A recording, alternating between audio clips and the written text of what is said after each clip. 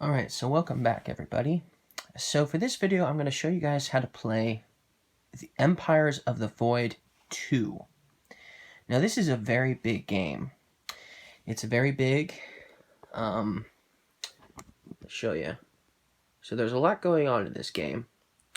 And because of that, there's a lot of setup as well. And so I thought we'd go over the initial setup of the game, because even though the game itself isn't extremely complex, the setup is probably the most complex part of the game, just setting up the game. So let's show you the two alien races that I decided to play or use for this demonstration. Here we have the 7th Academy of Egg, or Eeg, or something like that. So the frog people. And then over here we have the parasites of Screech. So those are cool too. So those are the two alien races I'm going to be using for this how to play video and videos. So first, let's talk about the setup like I said. So everybody is going to start with 7 credits. In a 2-player game, everyone is going to start with 7 credits. If you're playing with more than 2 players, everybody just starts with 5 credits. Credits are basically the currency in the game. Also, each player is going to start with 1 random good. There are 3 goods in this game. Okay, we have metal, that's one of the goods. And then over here, we have artifacts. And there's also life forms as well. So the parasites of Screech, their random good they got to start with was an artifact. And the Academy of Eeg, they got metal as their random good that they start with. Now over here, you'll notice there's this little token here on the board. This is command.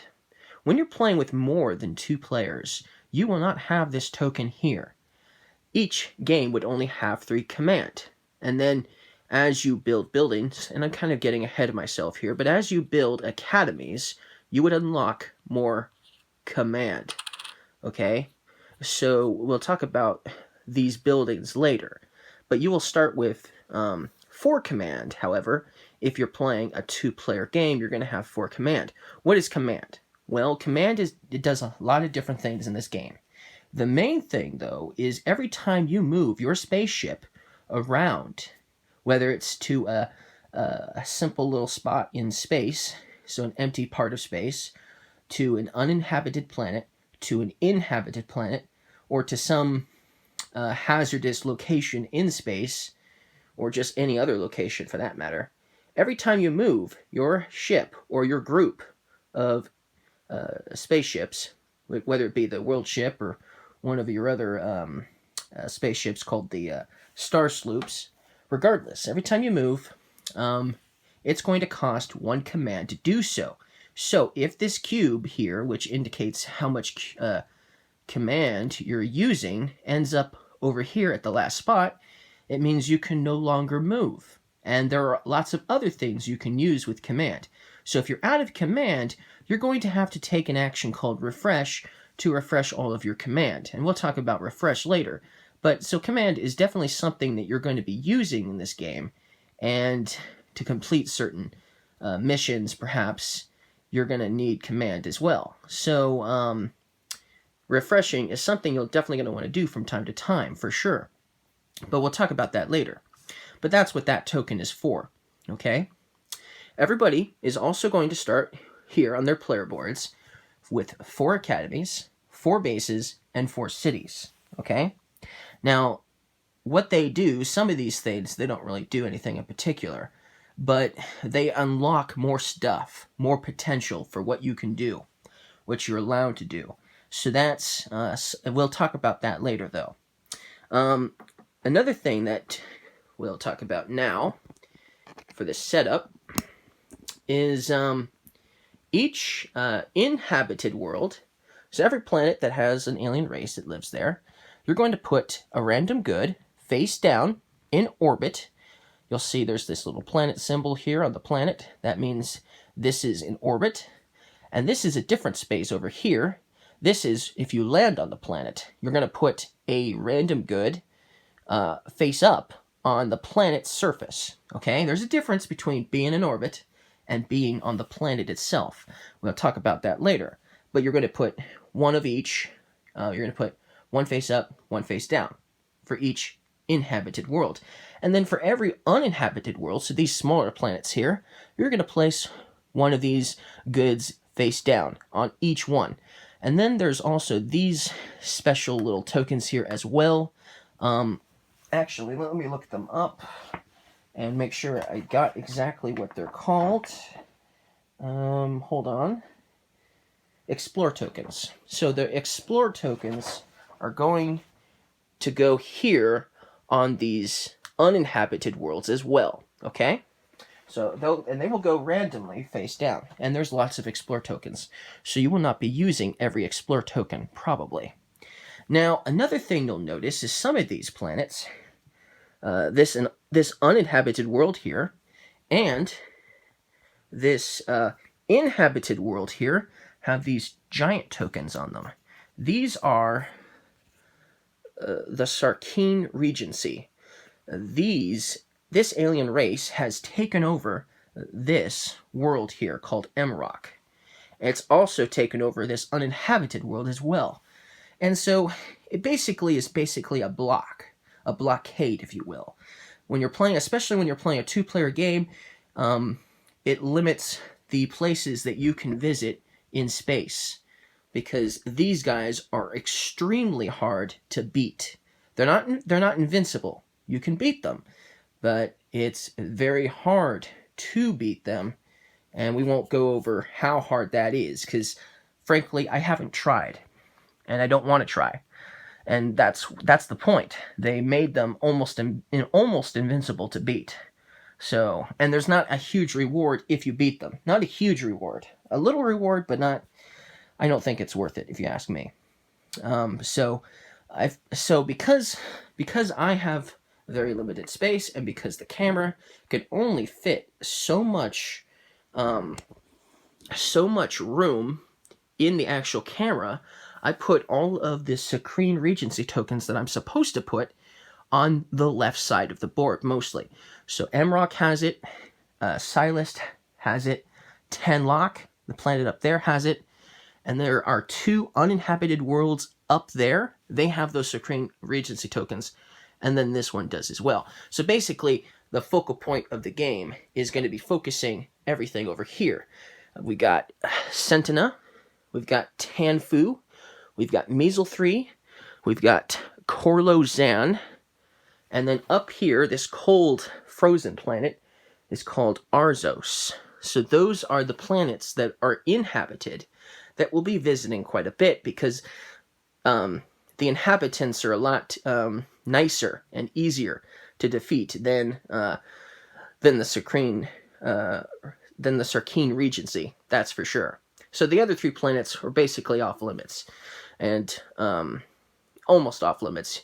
It's very unlikely that you can beat them, at least not in the beginning of the game. Now, you don't have to really worry about the Sarkeen Regency if you're playing with a lot of players. With 3 players, there's less of these tokens, and with 4 players, there's even less. I think there's only like 1, or something like that, on one on each world. So it's very unlikely you'll have to worry about them if you're playing a full game, but full player game, 4-player game, or so on. So that's just something to note in the initial setup to know. Also, everybody's going to get to one of their world ships. Obviously,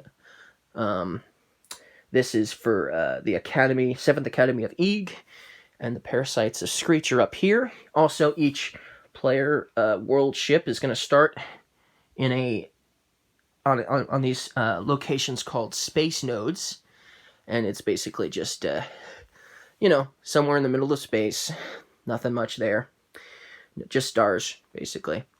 That's where everyone's going to start. They're going to start on the space node of their choice. They also start with 1 Starfarer. So let me show you what these tokens look like up close. So each player is going to start with, let's see if I can get it to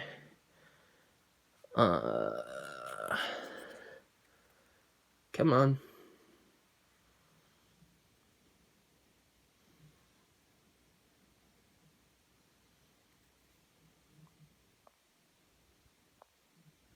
There we go.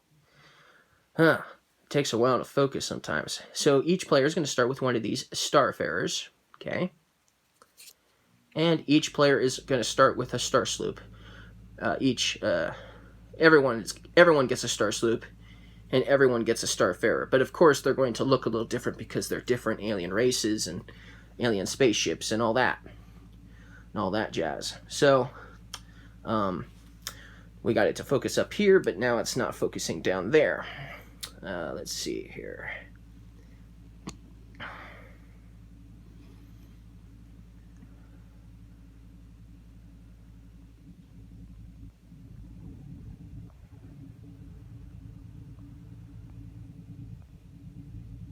There we go. All right, that's better. So everyone's going to start with one of those, and the star sloops, they kind of almost slide on, almost slide in very nicely. So see, it doesn't fall off. So the only one you have to worry about falling off when you pick up your world ship are the starfarers, okay? Because they won't on top. Still, that's pretty nice that you don't have to worry about the star sloop falling out. Now, the star sloop is technically a spaceship, so you can actually separate it from the main group and have multiple spaceships, you know, going on a voyage around this part of the galaxy. I haven't really mastered that part, though. I kind of just like to keep everyone together, personally. But that's an option you can do. So that's part of the setup for the game. Another thing is the first player who's going first is going to get this nice little token, and they're also going to be messing with this action token as well, and we'll talk about that, what this does, later. But that's another thing that you're going to get. Let's see, what else? Also, each player is going to get a colonization card, these little tiny cards here, which it's not going to focus on, but it's just a simple little card that helps you score points.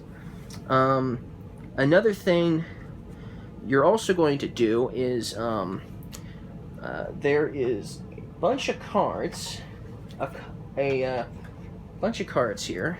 They look like this, okay? I've got them into two piles. It's going to become one pile at some point.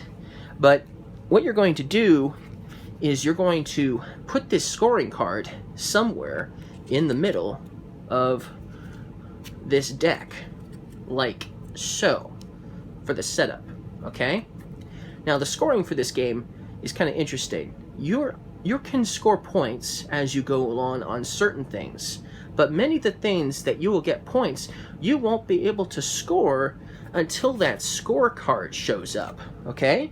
Or, before that scorecard shows up, you can choose to play this little colonization card, which, since it's not focusing, I'll just read it out to you. It says, play this card at the end of your turn to score. At this time, you may also pay 2 credits to draw 1 Empire card, and you may recruit 1 unit at standard cost. So that's another thing you can do. So you can play this at the end of your turn. If you think you can score a lot of points, you can do that ahead of time before that scoring card possibly shows up in this deck of cards here. Another thing is each player is going to get 3 of these to start with.